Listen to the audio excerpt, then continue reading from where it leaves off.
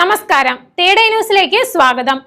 IPL-ൽ ഗുജറാത്ത് ടൈറ്റൻസിനെതിരായ കനത്ത തോൽവിക്ക് പിന്നാലെ രാജസ്ഥാൻ റോയൽസ് നായകനായ സഞ്ജു സാംസണും ടീമിനും കനത്ത പിഴ ചുമത്തി BCCI.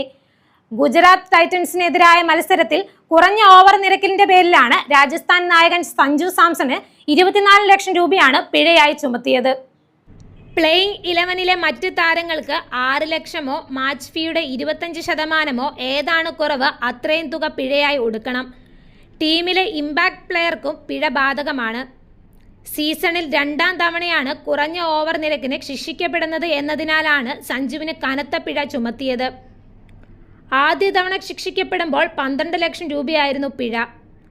ഗുജറാത്തിനെതിരായ മത്സരത്തിൽ കുറഞ്ഞ ഓവർ നിരക്കിന്റെ പേരിൽ രാജസ്ഥാന് അവസാന ഓവറിൽ 4 ഫീൽഡർമാരെ മാത്രമേ ബൗണ്ടറിയിൽ നിർത്താൻ കഴിഞ്ഞിരുന്നുള്ളൂ.